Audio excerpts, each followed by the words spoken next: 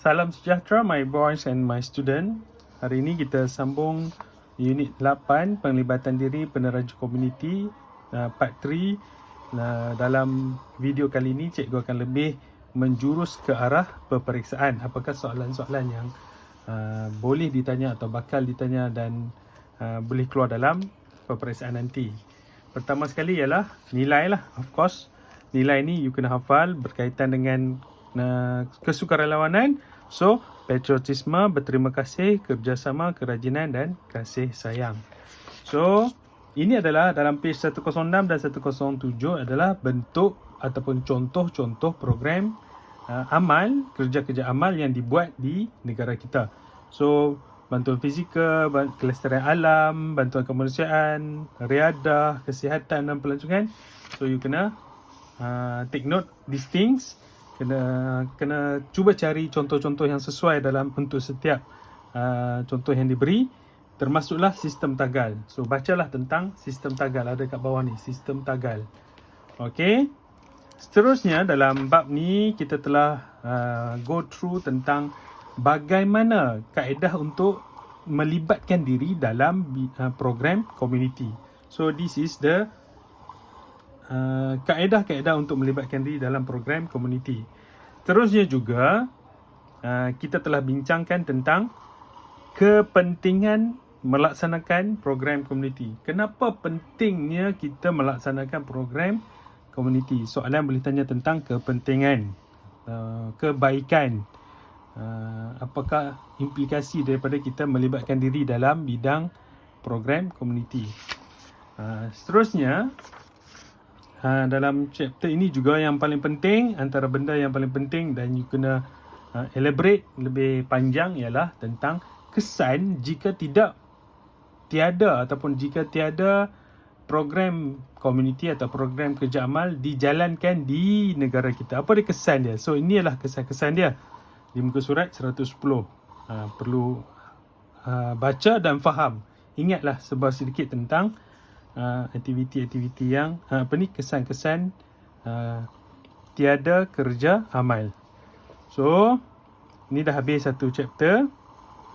So dalam bab ni juga yang paling penting ialah contoh-contoh program amal yang berlaku di negara kita.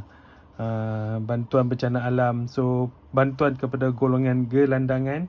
Kalau cikgu ada masa yang lebih, cikgu akan bagi banyak link YouTube untuk you tengok dan you boleh scan sendiri dengan menggunakan device you. You boleh scan dan you tengok ada tak QR code ni. So boleh bacalah di sini. You just scan apa yang terlibat berkaitan dengan program community yang berlaku di negara kita. Okay. Seterusnya ialah badan kerajaan dapat program community bukan kerajaan, so NGO. So yang ni cikgu dah elaborate sebelum ni. So dia minta juga contoh-contoh program community. Cikgu dah beritahu hari tu ada Mercy, Salam, JKM, Rela, MyVac yang macam hari tu yang bukan kerajaan, program community kepolisan. Tiger Run 2019 Aurora for Life pada 28 Julai ini diharap dapat menarik perhatian orang ramai terhadap isu kepupusan harimau tempatan. Buat masa sekarang Tiger Run 2019 ekor harimau yang memerlukan usaha pemeliharaan lebih agresif dan usaha menyelamatkan spesies tersebut daripada mengalami kepupusan. Okey. Banyaklah you boleh cari bila you search for this YouTube punya video, akan keluar berbagai-bagai lagi video yang berkaitan dengan isu ini. Begitu juga dengan bantuan bencana alam, begitu juga dengan bantuan kepada golongan gelandangan. So gelandangan ni apabila COVID-19 melanda dunia, golongan gelandangan bertambah secara skyrocket, melampau-lampau bertambah. So kita bersyukur nasib kita masih baik, kita ada tempat untuk berlindung. Ramai yang sudah tiada tempat tinggal. So you boleh cari juga berkaitan dengan ada di sini isu yang diberi, golongan muda sekarang always play game. Ini game bola. Game macam-macam, PUBG lah, macam-macam. So generasi muda kini lebih menghabiskan masa lapang dengan permainan dalam talian daripada melibatkan diri dalam program komuniti. Lakukan aktiviti sumbang saran, brainstorming tentang cara mengatasi isu ini. So ini pun boleh keluar dalam exam, soalan yang sama ni. Okey. Di sini dalam kesurat 114, sumber daripada Kementerian Perumahan dan Kerajaan Tempatan, Dasar Kebersihan Negara. So aktiviti yang boleh kita kaitkan di sini ialah gotong royong untuk membersihkan kawasan persekitaran rumah dan perumahan. Seterusnya di muka surat 115 ialah secara berkumpulan laksanakan program Minggu Wira Alam Sekitar dengan kerjasama badan kerajaan atau pertubuhan bukan kerajaan. Cadangan aktiviti yang boleh dilaksanakan adalah seperti yang berikut. So ini adalah contoh-contoh aktiviti yang dilaksanakan. Boleh berbincang lebih lanjut jika kita ada masa yang panjang.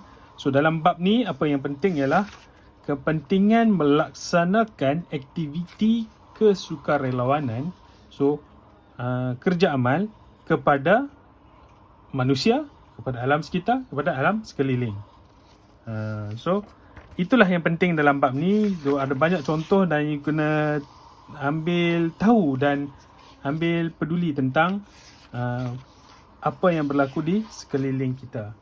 Untuk itu, cikgu akan berikan sedikit kerja selepas ini dan cuba lengkapkan secepat yang mungkin. Sekian, terima kasih.